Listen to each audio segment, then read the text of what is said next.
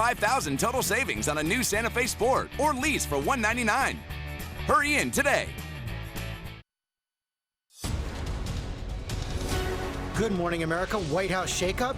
Two former Trump campaign aides seen at the White House as President Trump's top advisor, Jared Kushner, caught in the crosshairs over trying to set up back-channel communications with Russia. Both Democrats and Republicans expressed concerns. Some administration officials are saying, well, that's standard procedure. I don't think it's standard procedure. The new questions this morning. Overnight, devastating storms tear through the southeast, injuring more than a dozen people. Winds topping 60 miles an hour, flipping over homes, one with a woman inside. The severe storms on the move, the Northeast on alert right now. Tiger Woods under arrest. The golfing great taken into custody for driving under the influence. He's speaking out now, claiming alcohol was not involved. Can the superstar ever make a comeback? Can't touch this. And base brawl.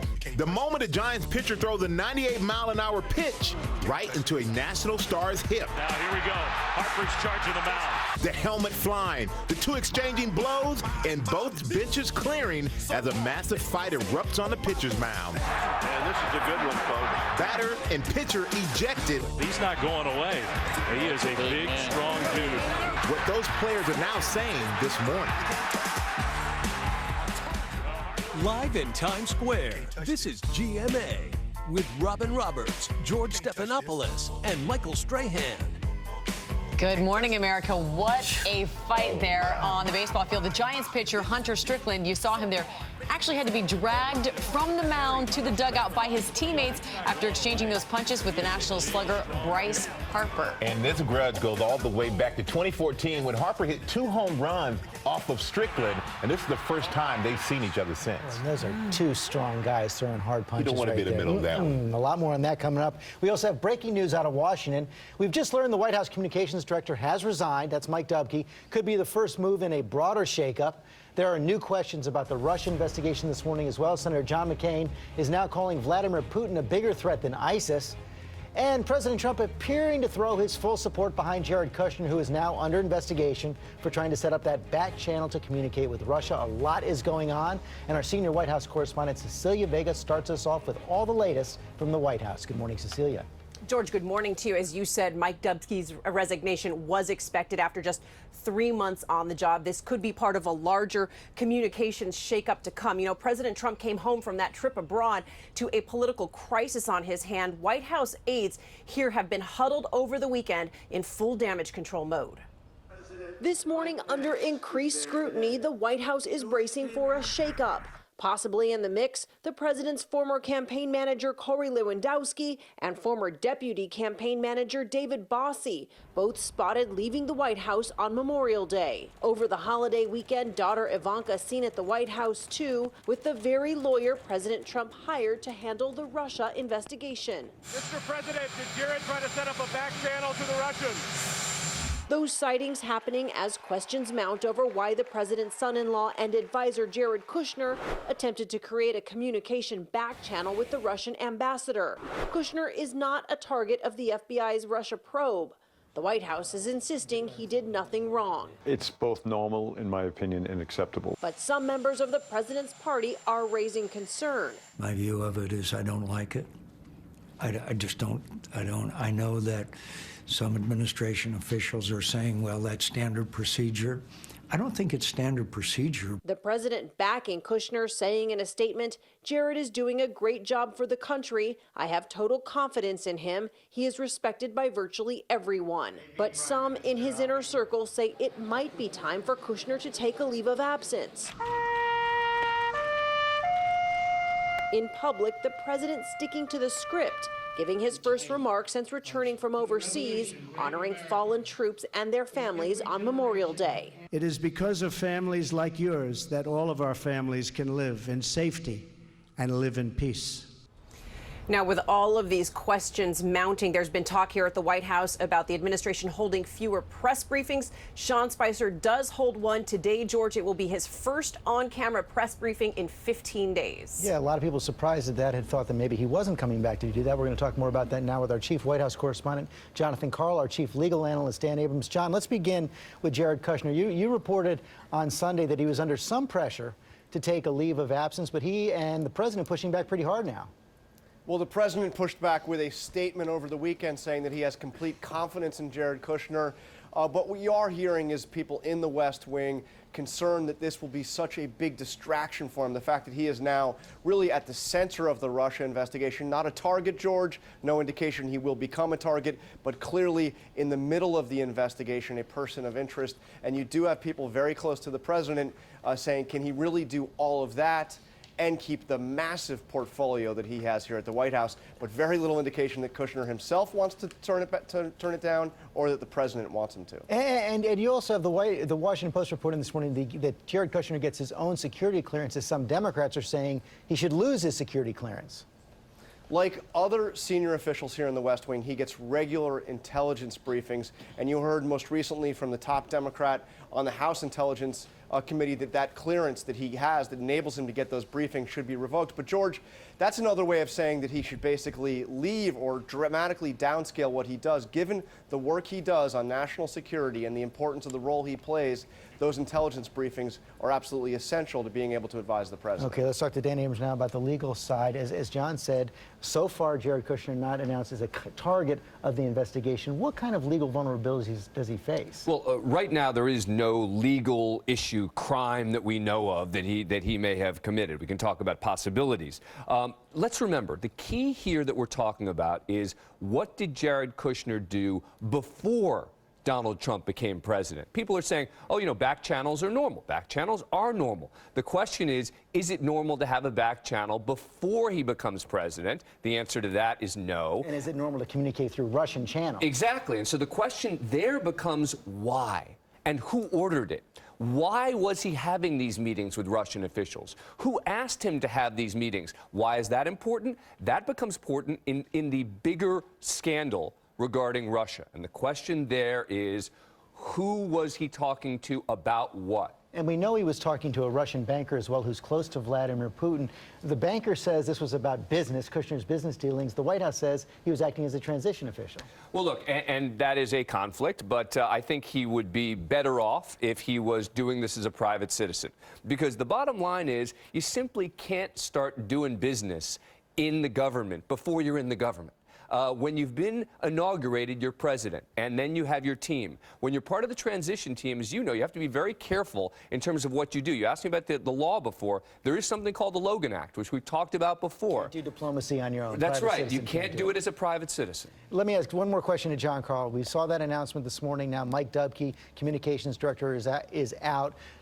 Broader changes could be coming as well. And, you know, there had been also talk about the president sort of getting off Twitter. This morning he is at it again, taking on Germany and talking about the Russia story. Absolutely, and I think that there's been talk of getting the president off Twitter since before he was inaugurated. Hasn't happened, but look what he's doing in terms of Germany. He says we have a massive trade deficit with Germany, plus they pay far less than they should on NATO and the military. Very bad for the U.S. This will change. So keeping that battle up with Angela Merkel. Said the Russians must be laughing at the U.S. now as well. John Carl, thanks very much. All right, and now to overseas and that new challenge from North Korea conducting its third ballistic missile test in just over 3 weeks.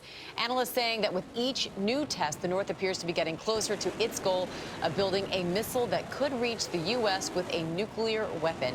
Let's bring in ABC's chief global affairs correspondent, Martha Raddatz. And Martha, tell us what we know about this latest test and just how concerned U.S. defense officials are.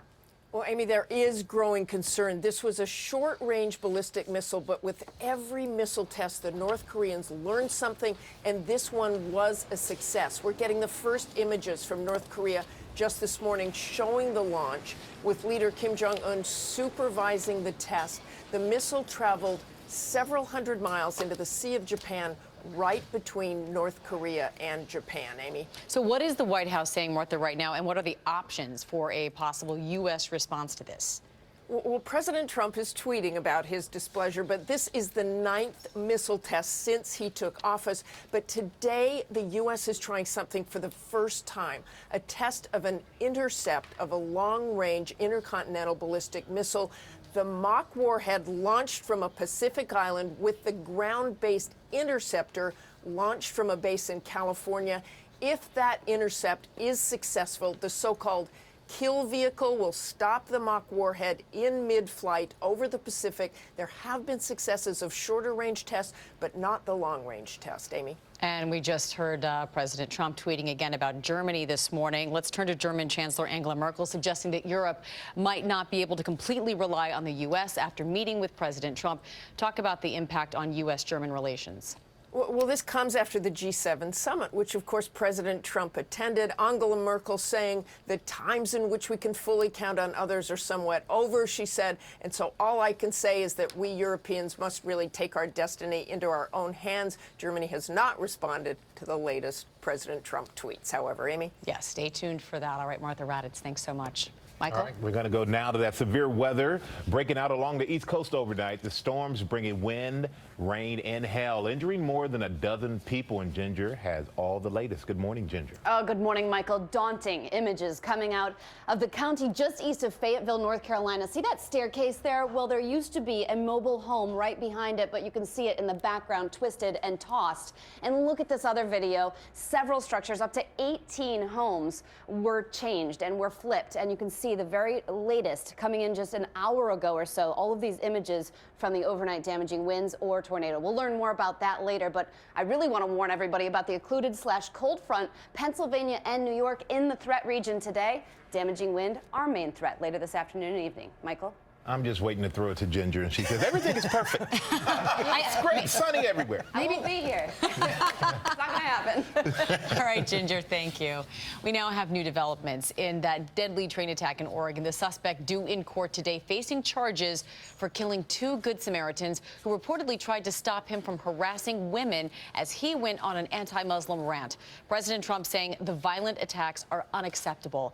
The victims were standing up to hate and intolerance. Our prayers are with them. ABC's Clayton Sandell is in Portland with more on this developing story. Good morning, Clayton. Good morning, Amy. This is the courthouse where the suspect will be arraigned later this morning.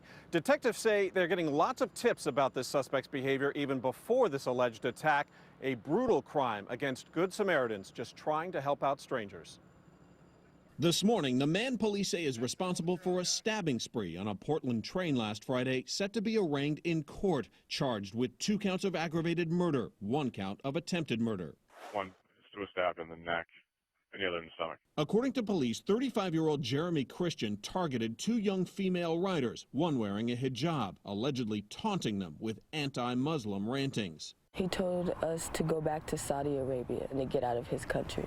That's when 3 Good Samaritans stepped in, trying to calm him down. But according to police, Christian stabbed them. 2 of those men, 23-year-old Talishan Namkai Meshe and 53-year-old Army veteran Ricky Best, were killed. The third, 21-year-old Micah Fletcher, surviving, sent home from the hospital overnight, releasing this statement. I want the Muslim community to know that they have a home here in Portland and are loved. I want to honor the families of those who lost their brave fathers, sons, and brothers. His mother met and thanked the man who saved her son. He's sitting there screaming out, somebody help me, help me, help me, I've been stabbed. If he hadn't been there, then there would be 3 dead people today. The suspect has a known criminal history, and his extremist views on display last month in this Facebook video. I'm the dude that promoted shooting anyone that tries to disarm you. And this morning, the teenage son of Ricky Best remembering his father. I miss him. We all miss him. He was a hero. And Christian's former lawyer from an old case tells ABC he appeared to have mental health issues. If he is convicted of aggravated murder, he could face the death penalty. George? Well, you cannot see a clearer contrast between hatred and heroism. Okay, Clayton, thanks very much.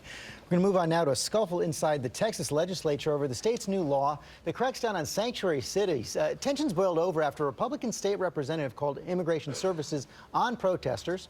Our senior justice correspondent Pierre Thomas has the details. Good morning, Pierre.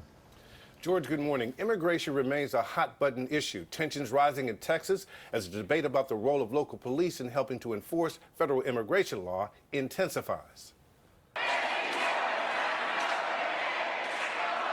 Hundreds of protesters descending on the Texas Capitol, interrupting lawmakers, opposing the state's new law banning so-called sanctuary cities passed earlier this month. The protesters getting inside the House gallery, sparking a scuffle between legislators. One state representative told others that he'd call the Immigration and Customs Enforcement on the protesters. You did what? And he said, yeah, I called ICE. The Texas law requires cities to comply with federal authorities that request local law enforcement detain those suspected of being in the country illegally, and allows officers to ask anyone they're detaining about their immigration status, something critics say is an invitation for racial profiling. The Trump administration is trying to withhold federal funding to sanctuary cities, those that limit cooperation with federal immigration enforcement. The administration issued an executive order in January tying billions in federal funding to immigration enforcement, an order that was blocked last month by a federal judge. Some cities, including New York, Philadelphia, and Chicago, are opposing the Trump administration immigration crackdown. The Justice Department is threatening to deny grants to those cities that don't comply. Amy? All right, Pierre Thomas, thank you. And now to a tragic incident at a zoo in England where a tiger killed a zookeeper. An investigation is now underway, and ABC's Alex Perez has the story. This morning, this zoo is investigating how one of its tigers killed a staff member, identified by the BBC as 33-year-old Rosa King, and what the park is calling a freak accident. Monday morning, police responded to a call for a serious incident at the Hamerton Zoo Park in England, an animal center located about 80 miles outside of London. Officers and even a medical helicopter racing to the scene. We heard a scream, and then one of the zookeepers shouted, "Run," to us. The zoo saying overnight its staff is distressed, adding that at no point during the incident did any animals escape their enclosures, and at no point was public safety affected in any way. King, who was passionate about animals, defended the conservation efforts zoos provide for Malayan tigers. Malayan tiger here, there's only about 300 left in the wild and they're being poached. At least they're safe here and we can work on increasing the numbers. This isn't the first time a trainer has been hurt while working with zoo animals. Just last October, a close call for an animal trainer at a Florida fair, viciously attacked by a tiger while students watched the horror unfold. The trainer's partner quickly stepping in, helping save her from its jaws. He never bit, and it was never a vicious attack. He never growled, he just, oh, it's playing, we're playing. And officials here say the tiger involved in the attack is alive. Investigators now working to figure out what exactly went wrong here. Amy? All right, Alex Perez, thanks so much. We appreciate that. And you have some more on a little fight that went on in the baseball field. Yeah, we're going to switch gears. We're going to talk about the base brawl, everybody. Take a look at this bench-clearing brawl between the San Francisco Giants and the Washington Nationals. You saw that pitch right there thrown by Hunter Strickland, 98 miles per hour into the hip of Washington Nationals slugger Bryce Harper. It's going to leave a bruise. And as soon as he was struck, Harper flung his helmet, charged the mound. The two traded punches. You see the benches cleared. Both of those men were ejected from the game, and afterwards, Harper said you never want to get suspended, but sometimes you just got to go and get him. Surprised he could move after taking a 98-mile-an-hour fastball. Yeah, that looks painful. It sure does. I don't want to be that guy. Let's go back to Ginger now. Ginger, you said we got a lot of cold weather coming. Where's the hope? Oh, my goodness. I do have hope somewhere in here. But first, Elmira, New York today, State College, Harrisburg, Rochester, all in that damaging wind threat. So that's later this afternoon and evening as that line comes through.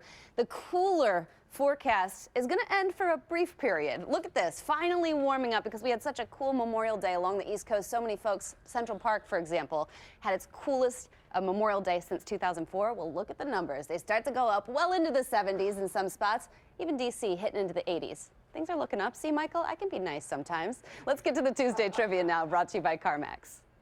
Acronyms are fun. LOL, laugh out loud, BTW, by the way, and of course, We Be Sedibo. We'll buy your car even if you don't buy ours. Hey, what if I wanted to sell my car? We Be Sedibo. We Be Sedibo? We'll buy your car even if you don't buy ours. We Be Sedibo. We Be Sedibo. We Be Sedibo. We Be Sedibo.